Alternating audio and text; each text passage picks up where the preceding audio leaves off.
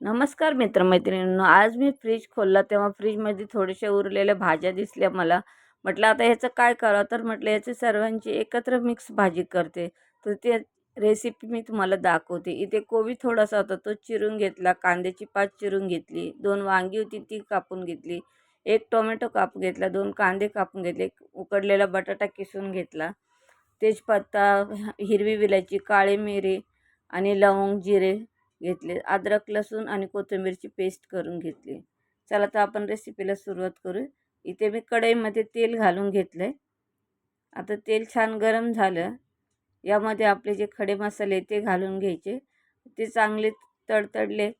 मग यामध्ये मी एक 10-12 कढीपत्त्याची पानं घालून घेतली.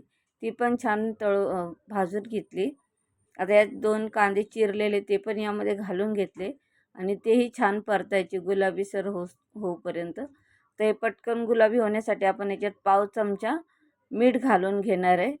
आता मी याच्यामध्ये पाव चमचा मीठ घालते, म्हणजे कांदा आपला पटकन भाजल्या जाईल. आता कांदा पण आपला छान आता परतलाय, गुलाबीसर झालाय. आता 1 टोमॅटो चिरून घेतलेलं आहे. ते टोमॅटो पण आपण याच्यात घालून घ्यायचं आणि ते पण मऊ होईपर्यंत परतून घ्यायचं. आता तर याच्यामध्ये मी जी अद्रक, लसूण आणि कोथिंबीरची पेस्ट केलेली होती, ती पेस्ट मी आता ह्यामध्ये घालून घेणार आहे. ती पेस्ट पण आपण याच्यामध्ये छान परतून घ्यायची. आता हे सर्व परतून झाल्यानंतर तुमच्या घरात जेवढी पावडर मसाले असेल ते सर्व तुम्ही घालून यूज केले तरी चालेल. पण माझ्याकडे जे होते तेच मसाले घातले. अर्धा चमचा सांबार मसाला, अर्धा चमचा जिरा पावडर, अर्धा चमचा धना पावडर, 1 चमचा घरगुती मसाला आणि पाव चमचा हळद घालून घेतले. आता हे सर्व छान परतून घ्यायचं आहे आपल्याला. आता मसाला खाली लागू नये आणि छान भाजावं यासाठी मी याच्यामध्ये 2 चमचे पाणी घालून घेणार आहे. 2 चमचे पाणी घातले आणि आता हे छान एकदा परतून घ्यायचं आणि याच्यावर झाकण ठेवायचं आणि 5 मिनटं त्याला आपण चांगलं भाजू द्यायचं. म्हणजे मसाले आपले छान ठेवले मी.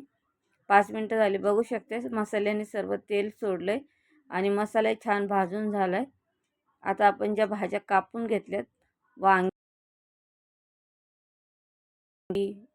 आणि कांद्याची पात, ही यामध्ये घालून घ्यायची आणि ती पण छान आपल्याला परतून घ्यायची. सगळ्या भाज्या मसाल्यामध्ये व्यवस्थित मिक्स करून घ्यायच्या. छान मिक्स सगळा मसाला ते भाज्यांना लागला पाहिजे. मी पहिले पाव चमचा मीठ घातलेलं आहे, पण आता आपण भाज्यांसाठी पुन्हा याच्यामध्ये 1 चमचा मीठ घालून घेऊया. म्हणजे भाज्यांमध्ये सगळं एकदा परतून घ्यायचं आणि यावर झाकण ठेवायचे आणि 15-20 मिनटं ते आपण वाफवून घ्यायचं.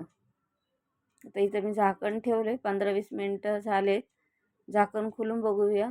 वाफ बघा वांग्याची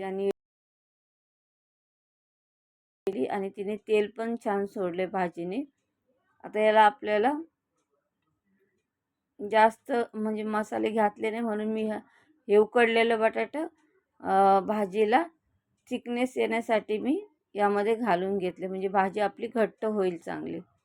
आता हे सर्व छान परतून घेतले आणि आपल्याला जास्त त्याला रस्सा करायचा नाही म्हणून आपण यात फक्त 1 ग्लास पाणी घालणार आहे. म्हणजे थोडंसंच घट्टसर आपला भाजी होणार आहे. 1च ग्लास पाणी घातलं आणि आता हे सर्व शकता तुम्ही. भाजीला आत्ताच घट्टपणा आला आहे, पण आता परत त्याला आपण 10 मिनटं झाकण ठेवून परतल्यावरती अजूनच जास्त झाकण काढून घेते मी. बघू शकता भाजीचा सुगंधही सुटलाय आणि त्याला तेलही किती छान सुटलंय. यावर मी कोथिंबीर घेतली घालून आणि आता हे सर्व मस्त मिक्स करून घेतले. भाजी बघू शकता किती आपली तयार झाली खाण्यासाठी. मी एका बाउलमध्ये काढून घेते. तुम्हाला माझी ही रेसिपी कशी वाटली मला कमेंट करून सांगा आणि तुम्ही घरी भाज्या उरलेल्या असल्या तर अशी एकत्र एक भाजी करून घ्यायची. आता माझ्या चॅनलला तुम्ही लाईक, शेअर, सबस्क्राईब करायला विसरू नका. कमेंट करा. धन्यवाद.